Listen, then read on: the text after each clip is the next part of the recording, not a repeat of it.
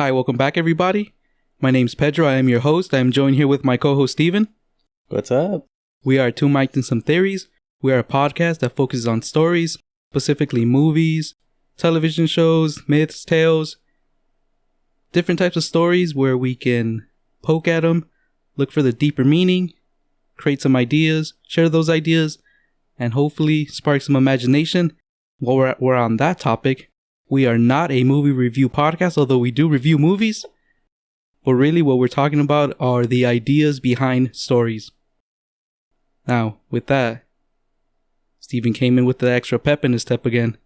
Coming in hot with that topic. I have no idea what's about to happen, so I'm just going to pass it right on to you. Steven, what are our topics? All right, listeners. So, we get it. You can stop shitting on me now for not having watched The Matrix. I read all the comments. I got it, guys. I got it. Sheesh. But yeah, I finally watched The Matrix yesterday. Come on, Steven. Why you gotta lie like that? You know no one's telling you about The Matrix. One person told me. Oh, did they really? Yeah. Was that one person me? Two people told me that. Okay. Yeah, two people told me that. So, and I randomly found it on accident on Netflix. So I was like, oh, all right, fuck it. I'll watch it. And yeah, damn. I can't believe I never watched it before. But then again, I think I always say that for everything. Can't believe I haven't watched it yet. Okay, so Matrix, and which Matrix are you talking about? The very first one. Okay, so Matrix number one. Number one.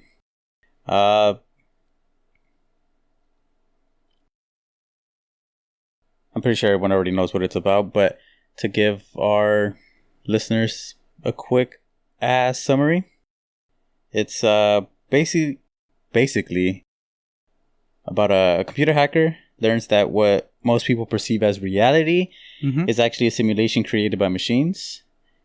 And we follow the main character, Neo, played by Keanu Reeves. We follow him as he joins a rebellion to break free. Okay. And fuck yeah, it was good. But I have a question. Well, I have an answer.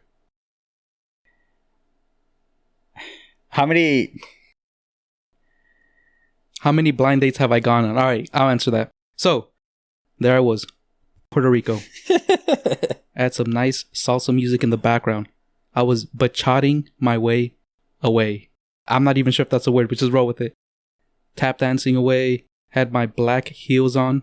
Guy heels, Steven. Remember? The ones with the little steps? Whatever they're called. A burgundy suit with a white coat. Top hat. That's right, a top hat. Talking like 1800s top hat. Steven, I have no idea where I'm going with this, but continue. I mean, damn. Now, I was actually going to ask you, how many world champion limbo players do you think the Matrix is directly responsible for? Wait. Ask me that again. I just want to make sure I heard that right. Yeah, I think you did hear it right. How many world champion limbo players do you think the Matrix is solely responsible for? Well, hold on. Let me break that down. The Matrix, limbo, and responsible for limbo as in there's a stick and you have to bend your back backwards to go under that limbo? Yeah. How low can you go? How many is it responsible for? Steven, everyone knows the answer to that. That's 5. I did not know that. Oh. Wait, it's 5? I don't know. Oh, I don't know either. I mean, is there even world championships for limbo? I have no idea. I thought you were going to give me the answer. I mean, no, it's just a hypothetical question. Oh, okay. But actually, I wouldn't see why wouldn't there be world championships for limbo? Oh. Wait, so are there or are there not? No. I don't know. I'm asking. Oh, I have no idea. Because, I mean, I remember it being a big deal when it first came out. We were what? Limbo or The Matrix? Well, both. Mainly because of The Matrix. I do remember the whole Neo dodging bullets, bending over backwards. Ah, that's why you bring it up. Yeah, so then, okay. So how many kids try to do that? I remember I tried to do it. Okay. Yeah, I tried to do it too. So did you do it? Could I do it? Could I do it now? Hell no. But did you do it? Once, maybe. Did you have stuff thrown at you? We used to play dodgeball. Mm-hmm. And I would try to do it during dodgeball. And what mostly it wouldn't pan out for me. I'd get hit in the stomach. Never got hit in the balls though. That was my concern, because if you're playing dodgeball, it's a pretty big target. Mm-hmm. And if you're going to do I'm not even sure what the move is called. People call it the Matrix move. If you do the Matrix while you're getting a dodgeball thrown at you, you have to remember the ball is coming at you from in front of you, and you're essentially exposing your groin. As a guy, you're leaving yourself open. See, if hypothetically, if I was on the other side and I saw you doing the Matrix, and I saw that you did it and it worked for you once, you can guarantee the second time I throw it at you, I'm going to aim lower. Uh-huh. And it's not because I want to hit your groin, but I'm just trying to tag you. Yeah. Well, no, actually, I'd be kind of pissed and I want to hit your groin. Trying to win. But yeah, just a thought. I really feel like if there is world championships in Limbo, mm-hmm. I feel like they'd be held in Hawaii for some reason. Well, isn't that what Limbo is associated with? The Matrix and Hawaii? When they have the tiki dancers, I believe they're called, and they're on the beach and they're a party. And I think it's because we see it in other movies. I want to say it was in Forgetting Sarah Marshall, but I don't remember. It's in other movies where they go to beach and there's parties, and if they go to Hawaii, they have the luau's. Yeah, the luau's, and they have the limbo. The I believe it's a bamboo stick that they use, and it's just a party, and then everyone's drinking, having fun, and people going under it, and yeah, how low can you go? How low can you go? How low can you go? Steven, you didn't see my moves. Have you ever actually thought about it? The polar opposite to Limbo is the pole vault? Oh, God, I thought you were going to say pole dancing. Oh, God, no. Get your mind out of the gutter.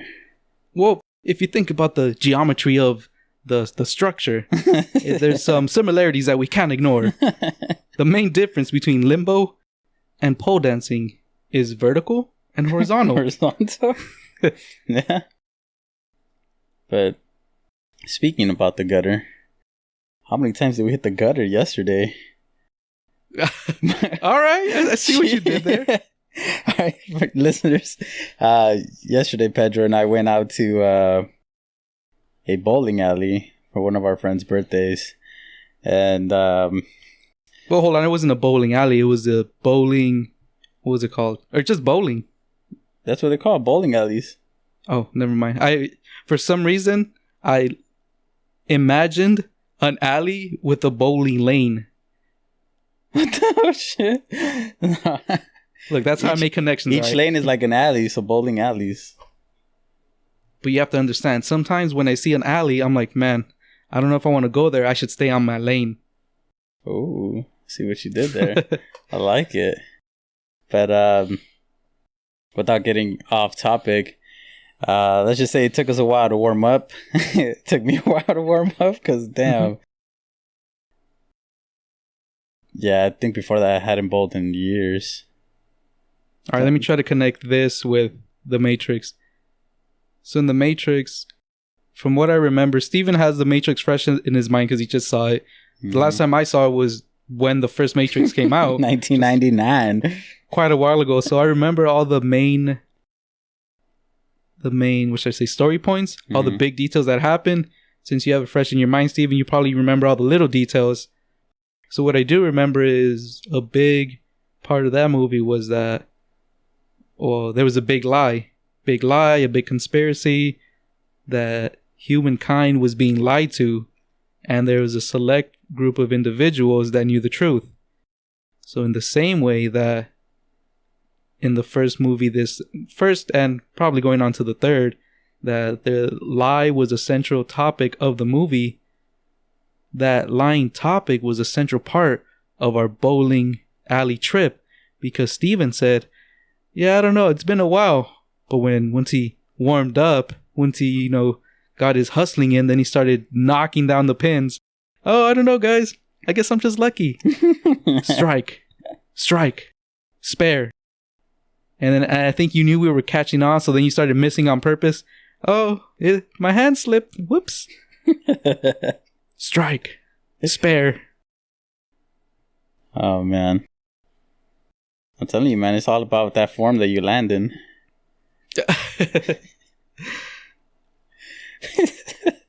All right, well, getting back to the Matrix. So yeah, the central point is about this big lie. The perception that you were living in. It's like if you were modern day 2000s.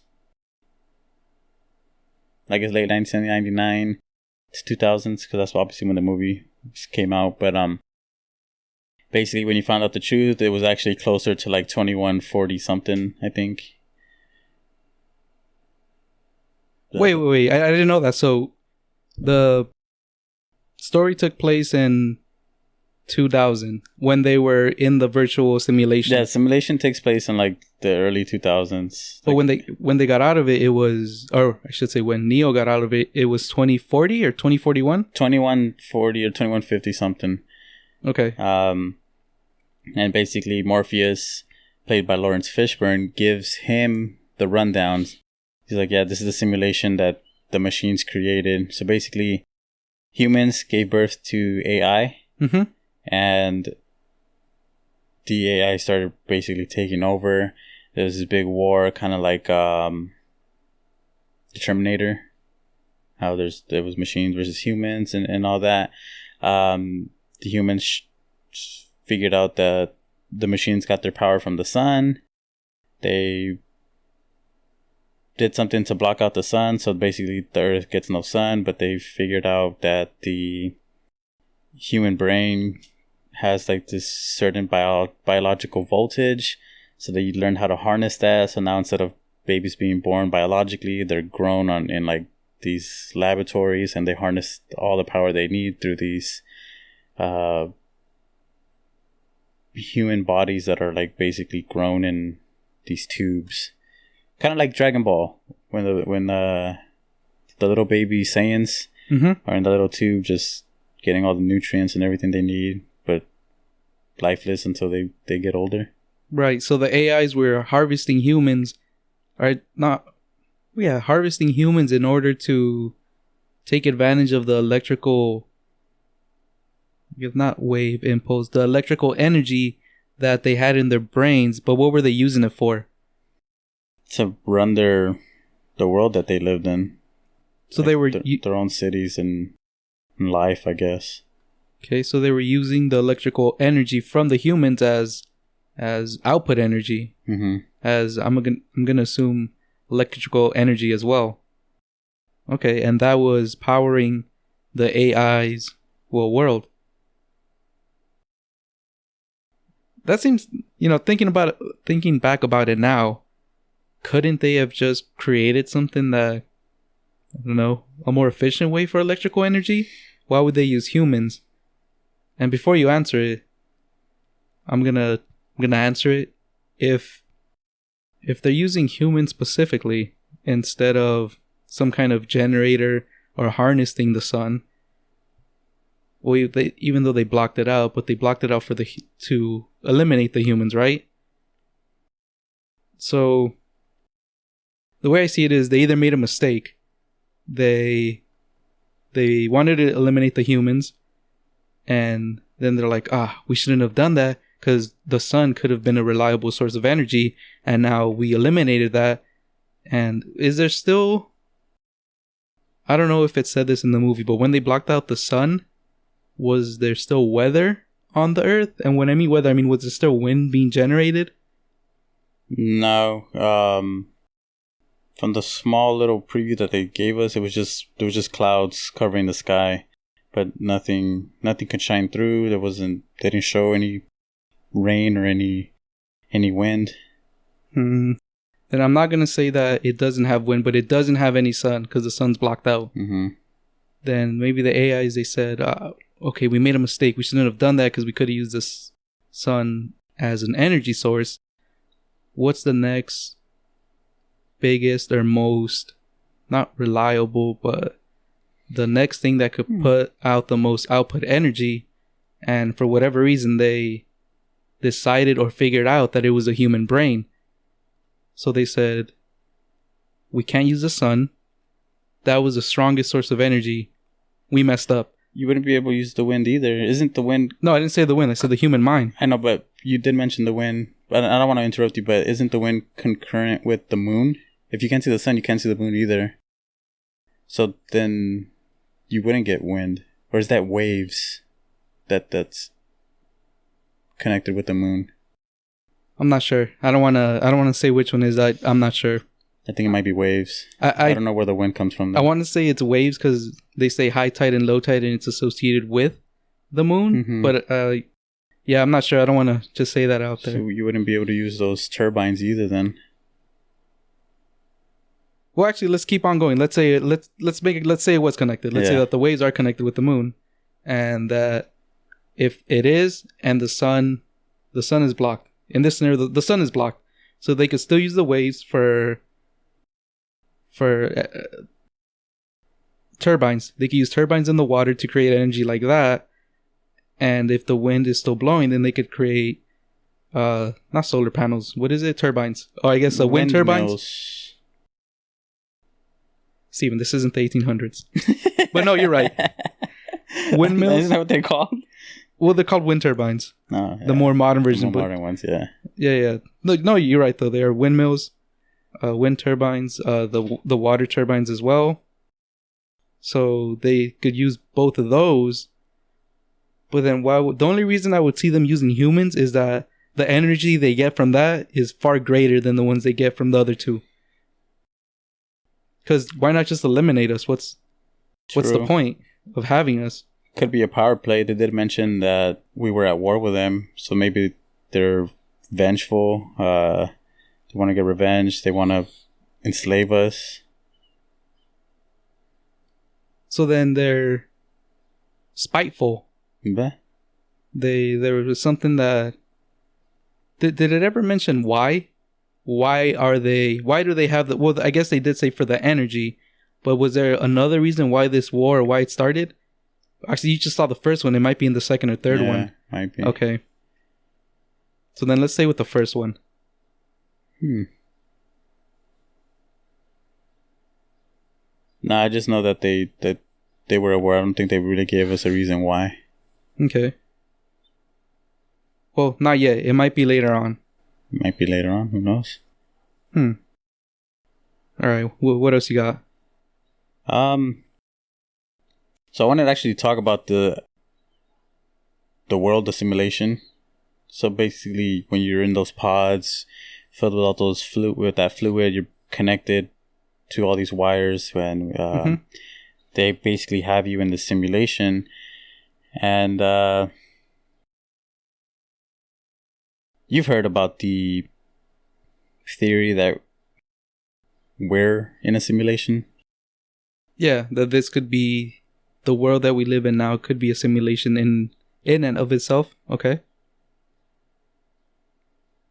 Yeah, I was watching this. I was like, ooh, that could be. Actually, I don't believe it, but it's a possibility. Anything's a possibility now, but. Well, hold on. You're not going to skip over that. Why don't you believe it? I don't know. For my own purpose, I would. If it was just simulation and everything's not real, then I don't know. That would kind of suck. Things would get kind of dark. Well, I guess it depends how you look at it. Because for the people, when Neo was in the simulation and he was going through his life, all the other people were in that simulation as well, and they seemed fine. I'm sure because they didn't know, they were unaware of what was going on. Exactly, that's why them not knowing made them not focus on it, and when they didn't focus on it, then it didn't become an issue. Mm-hmm. So I don't want to say they were happy, but they had one less stressor in their life. And I would say a big stressor. Yeah. But like I'm saying, like if I knew, then yeah, that'd be a big problem. I don't know if I'd be able to. I mean, I'd be able to take it, but then to accept it and live with it, I don't know. Well, you would have to live with it in some way, because now you know.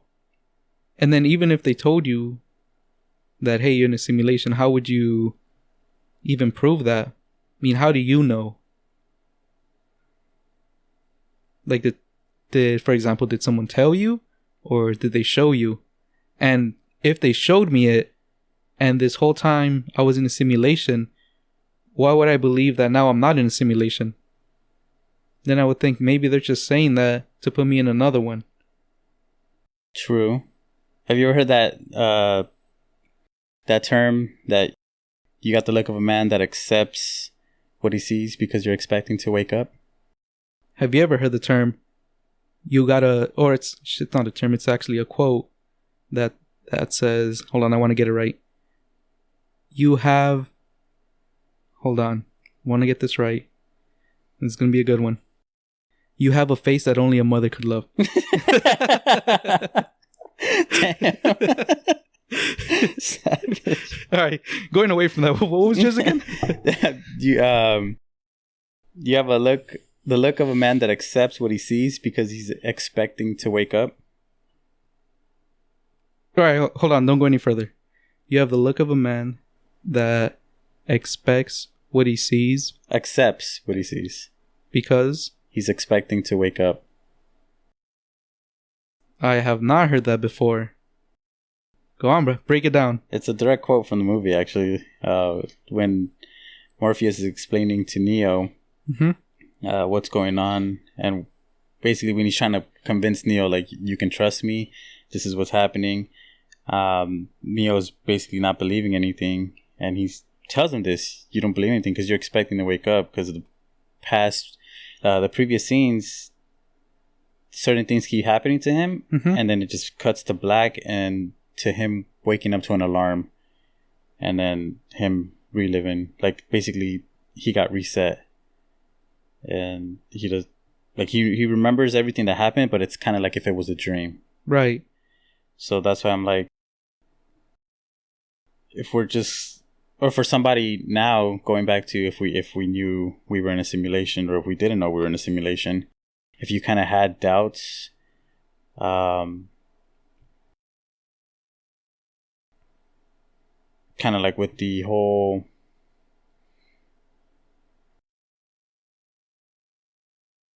Kind of lost my train of thought. So like basically if you're already walking through life with doubts, you kind of feel like this is a simulation, or if you have like you've noticed certain things that kind of like that seems weird, but you're kind of just like maybe I am just dreaming. Who knows? So are you actually more accepting of what? The simulation. Would I be more accepting that there's a simulation because there's things that happen presently that I can't explain? Well, isn't that what Deja Vu is? And I like how you brought that up. There's a scene there where they talk about Deja Vu when they're like on this mission, and Neo happens to see a black cat walk by twice, and he's like, that's weird, Deja Vu.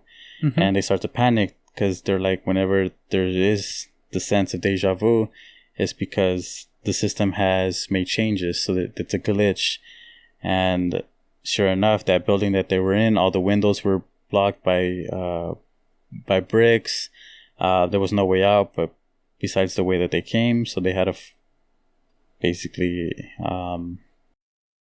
think on their feet and climb down this big ass building through the walls in order to get out. But yeah, I thought that was pretty crazy. Let me talk a little bit about deja vu, because you said deja vu would be something that indicates that you're in a simulation. I've thought about that, how it could be maybe a simulation, maybe it's not, what if it's also a sign of time traveling? You know how you said that a simulation in the Matrix movie was a sign that the simulation glitched, that something went wrong. Not necessarily wrong, but they had made changes to that specific part of the world that they were in, or the part of that simulation that they were in. So it glitched, and where it made it kind of like happen again. Okay, so let's just change that and say it was a glitch, and they made some changes in the timeline, and something happened, and they had to redo it over again, or something happened.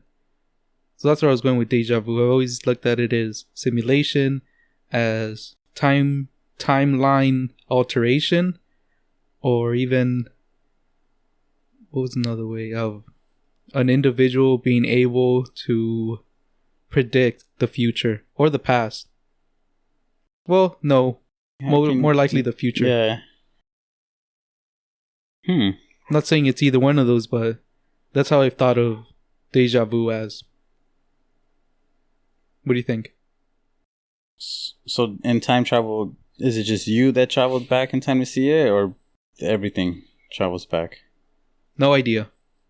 It's just I'm not saying that it's me or someone else, but just something going awry with the timeline. Something being changed, something being messed up, something being corrected, something changing with the timeline. And it ends up showing physically in our world by Deja Vu. Because isn't that what Deja Vu is? I remember there was a Denzel movie.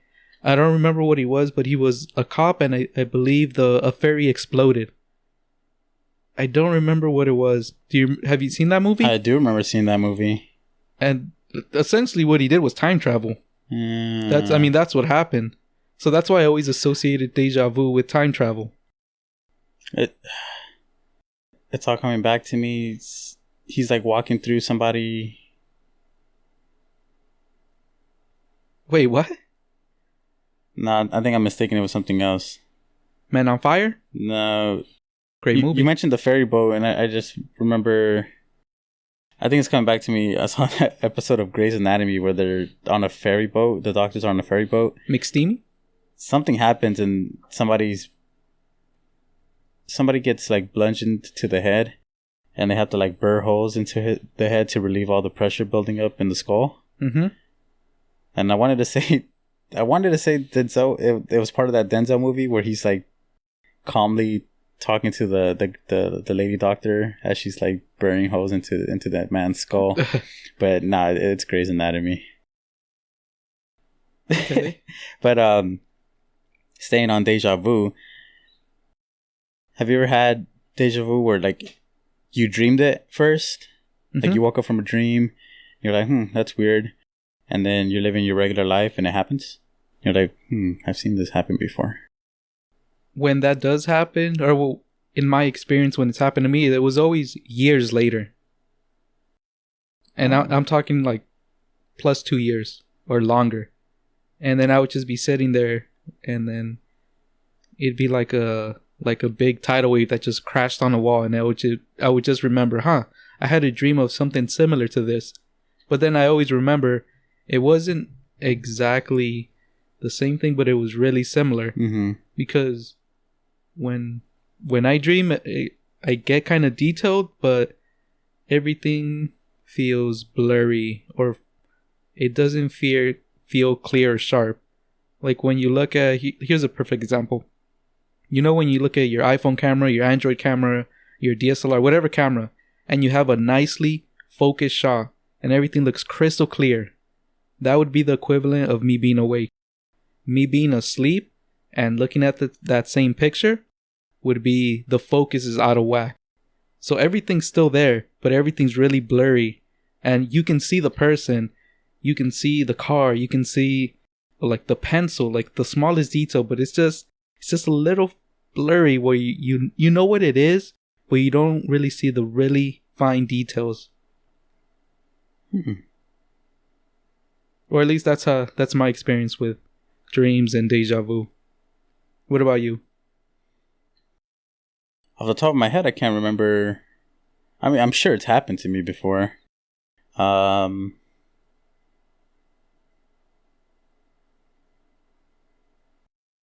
a dream, I don't remember.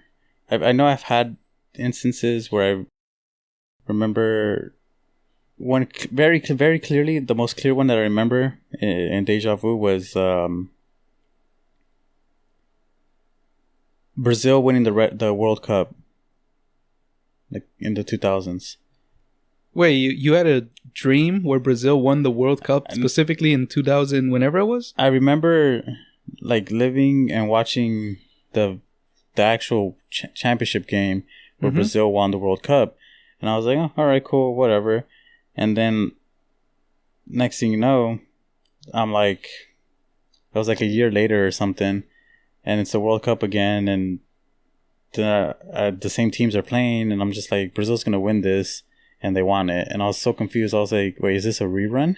And I was asking, I was like, wait, didn't this already happen? They're like, what? And I was like, yeah, it happened last year. And they looked at me like if I was like out of it, but I'm like, I don't know if it was because of a dream or something. I don't think it was because of a dream. So it sounds like it had already happened, and then you had a dream about it, and then you found out that it did happen. No, because I don't remember dreaming. I just remember that I remember it happened. Okay. So that was pretty weird. Well, you know what that kind of reminds me of?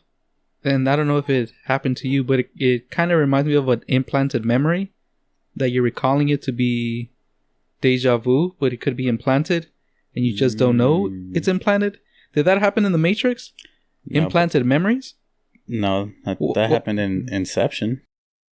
Oh, yeah. That it did. Yeah, those two movies are similar. They both deal with perception and... Well, Inception was more dream-based, and The Matrix was more... computer simulation. Like you were downloaded into a program. Yeah, I was gonna say it's dream-based as well, but they're not... Are they dreaming? Don't they say when they're explaining how the humans are in pods that they're dreaming? But they're not dreaming because that world is being created for them, right? It's a dreamlike state. I'll say that. Yeah, it's a dreamlike state, but it's more of a something that's being created for them. So then, does that mean when we dream, aren't our dreams created for us by our brain? The subconscious, yeah. So isn't that can we say that's a simulation every time we dream? Because then, are we creating the dreams, or is something else creating our dreams? Or I suppose it'd be a part of us. Are we our subconscious, or are we our conscious? Or are we a combination of both?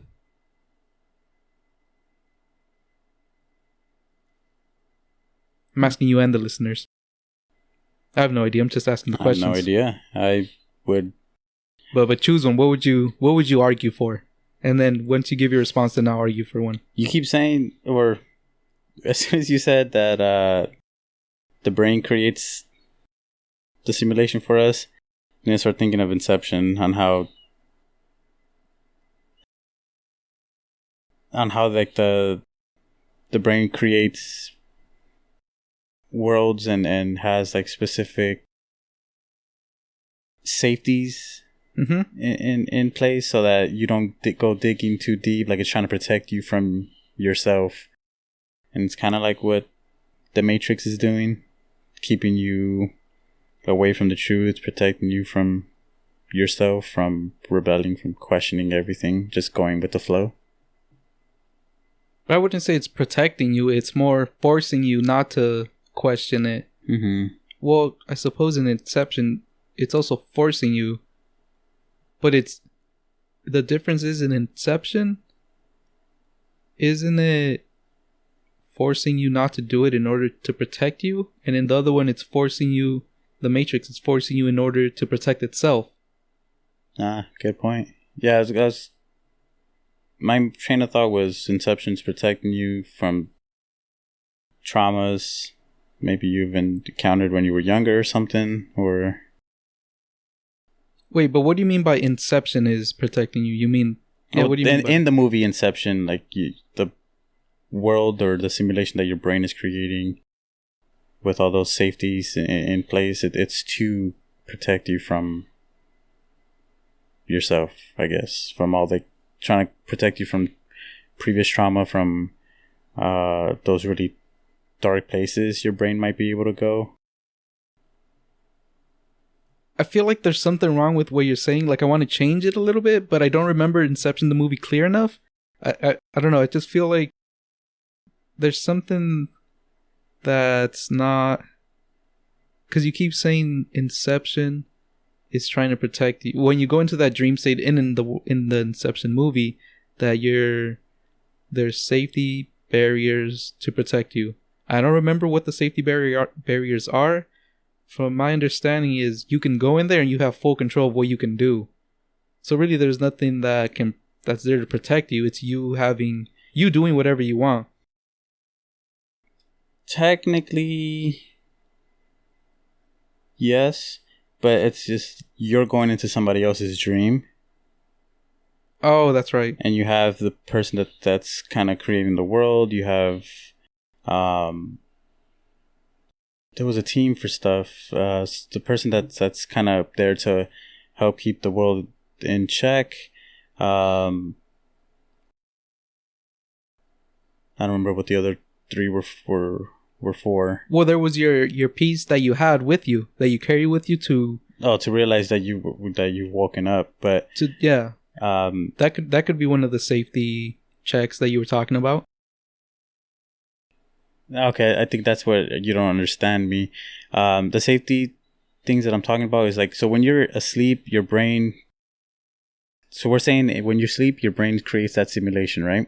Okay. Your own brain, I guess I would describe it like a building. There's levels to it. The main level is just like what's like the lobby. You can roam free and everything, and then every level up, there's like a higher security clearance to get up there. Okay. And in the movie, DiCaprio, Tom Hardy, and Gordon Levitt, they get placed into that person's dream, and they're trying to get up to the top security level to implant a thought. For some business reason, for this business tycoon, for some family business or whatever. But right. And as they're going up the levels, the person's brain that they're entering is aware, like, oh, there's a foreign entity trying to get into like these secure areas where we have vaults of specific things locked away that we don't want to get out. So the brain creates people as a resistance that are there to stop them from entering. Right. So there's all these shootouts, and then they explain the whole, if you die in a dream, you die in real life type of thing. Just like if you die in the Matrix simulation, you die in real life, because your brain thinks it's dead, and the body outside of the Matrix can't survive without the brain. So there's all these things, but that's what I mean by the safety nets that your own brain implants into your dreams. So if you just get too deep or too close to something that it doesn't think you're ready for, then it'll create things to kind of advert you away. Right. And I do remember that scene where they were in a bathtub. I think it was DiCaprio, or someone was in a bathtub, and DiCaprio showed up, and he was talking to an individual, and the individual was saying, there's a mob. You hear the mob? They're coming for you because they know you're not supposed to be here. So they were acting as DiCaprio was acting as a virus, and the dream was the body. Those people were like the white blood cells that were trying to attack the invading virus. And it took a while for the people, the white blood cells, to figure out there's something that shouldn't be here, and then to locate what shouldn't have been there. Okay, yeah, I wasn't too clear on what you meant, and I don't remember Inception too clearly since it did come out 2010, and that's when I saw it. But so Matrix. They talk about residual self-image. What does that mean to you? I have no idea, but if I was to break it down, then I would just separate the words, residual and image. Image is, well, an image, some kind of picture, some description or portrait or something visual that's describing something. And residual, what does residual mean? Residual, something left behind.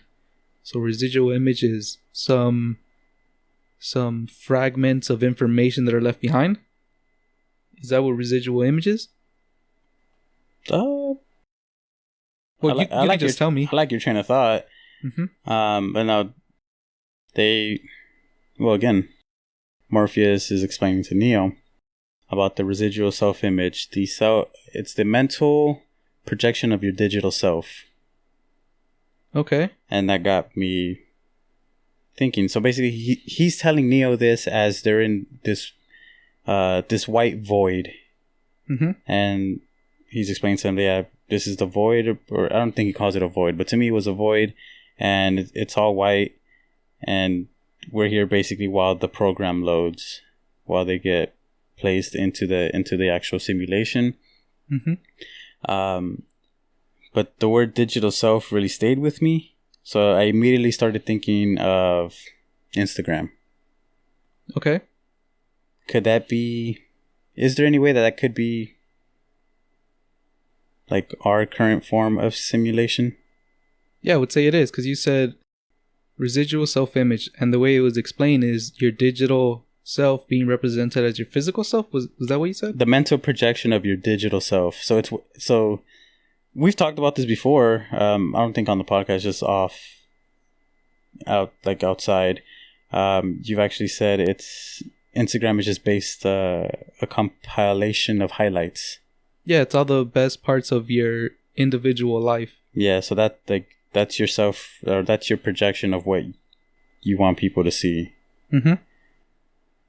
So I would say it's like the beginning, the beginning of a simulation. Yeah, I would say it's a very specific starting point. Mm-hmm. Because in the original thing, can you say one more time? You said it's a mental projection of your self-image. Digital self-image. The only thing that doesn't line up with Instagram is that when you said digital, the more we go on, the less I can remember. But in that first one that you said, it seems like it's the truth. It's who you are in the digital form. With the Instagram one, you're choosing what you want to put on the digital platform. So it's not really who you are, it's what you want to show of who you are. Yeah, it's what you want to project that you are. But in the other one, it's exactly who you are. Like, there's no hiding it. You put your highlights and you put all your non-highlights in it. And what other one? Well, the digital self-image of your digital self, or... I think I lost you. So residual self-image, the mental projection of your digital self. And that was the Matrix. Yes. And in my correlation with Instagram is basically, so if it's me, my mental projection of my digital self, mm-hmm. I want to post that I'm always traveling, that I'm always doing cool things, I'm hanging out with famous people. These are all just random examples of what most people try and do, but mm-hmm. It got me thinking with the, you know, that universal joke everyone always says about the Instagram models? No, what is it? So, basically that the Instagram models are always posting these nice things like the boat trips, private jet plane rides, the cars, all these big ass houses. Mm-hmm. So they're projecting that they want to just, that they're like this, they're projecting that they're living this like lavish life. Okay. But you don't really see what's happening behind the scenes. Mm-hmm. Like which old man is paying for their private trips in exchange for their company. Well, hold on. If I was paying for that trip, I would want to be on those posts.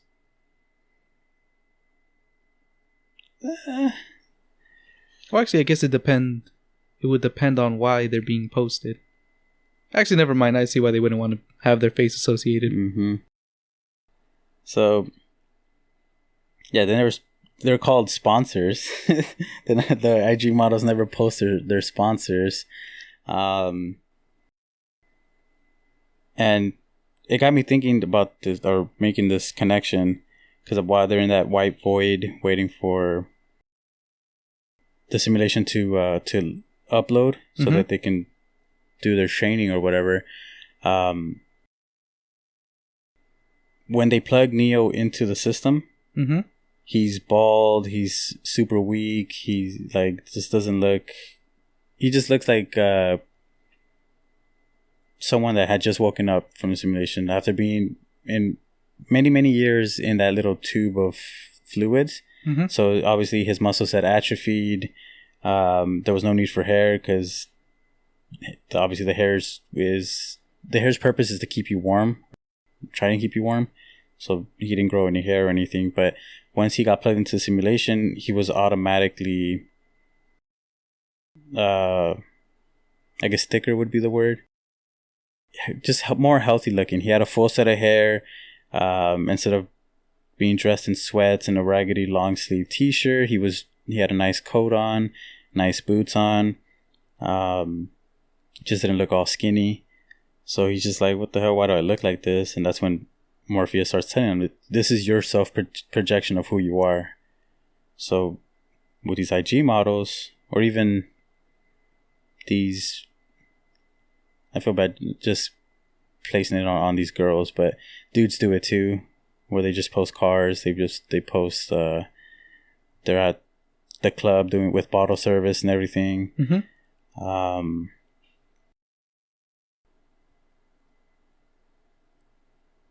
Oh no, I didn't lose it. I have it. Okay. So with that, it's your with IG, it's your own self projection. So I'm like, okay. So then, what is real? Like, what's not real? So that's how I got it. IG is basically a starter kit for a simulation. Okay. But at least this one, you're kind of in control of what your self-image is. What probably going even further and say anything that projects you. I was going to say anything that projects you different than who you are, but that statement implies that you know who you are, which you may not know. So then, but then you said digital self-image, so it has to relate to the digital world. Digital being anything that's gonna say online. Yeah.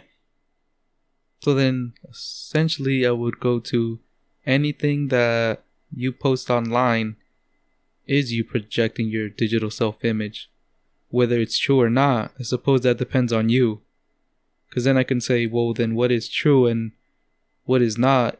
What is true today could be false tomorrow, or vice versa.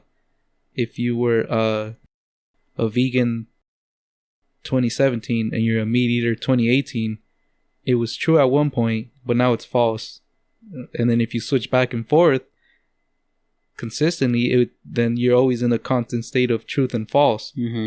So then it would depend on when we're looking at it, what we're looking at, and how we look at it.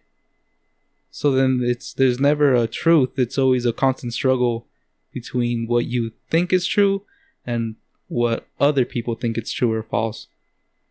Or at least that's how I'm working through it. Good point. Because for Neo, he was in a specific time, place, location, and when he was shown, and I'm only describing the scene as you've told me, there was his real self, or the self that was with Lawrence Fishburne, and that I'm gonna call that his real self, where he was skinny, and then there was the digital self where he had a suit and he was a computer hacker in the Matrix.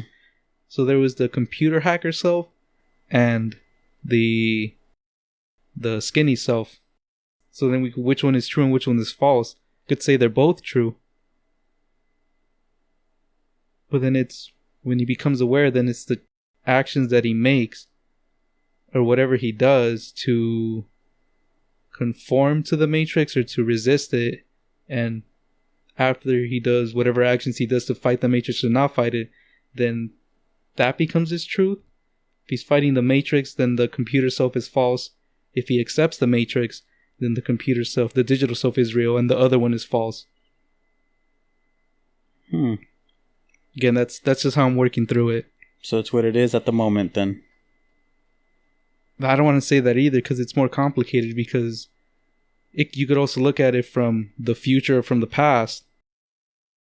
So at the moment in 1800s, everyone said that this was the thing to do. And we're looking at it now in 2019 and saying, no, they were wrong. They shouldn't have done that.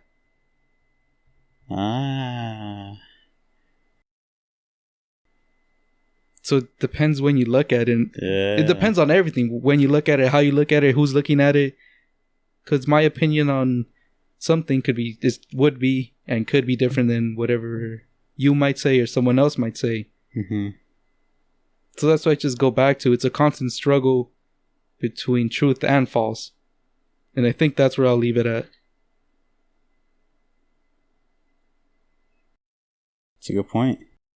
I'd have to watch. Hopefully it gets answered in the next 2 movies. Mm-hmm.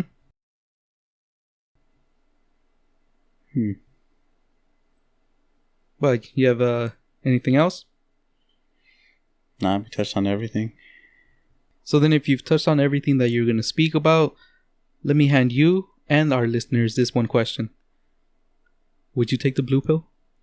Would you take the red pill? Doesn't need an answer. It's just a question for you yourself and everyone to ask. Do you want to live in the same world that you're already in, hidden to the reality of the truth? Or do you want the red pill that allows you to see everything, not as you want to see it, as Instagram and as these simulations allow you to, but as you actually want to see them? Just a question. But with that, sign us off. all right, hey, don't look at that camera again. I have to look at the camera. I have to look at the viewers. Thank you so much for listening. Thank you so much for watching. This is our first episode on YouTube. Really appreciate it. Like, share, subscribe. Let us know what you want to see, what you want to hear. And yeah, thank you. My name is Steven. This is Pedro. We're two mics and some theories. Peace. Bye. Peace.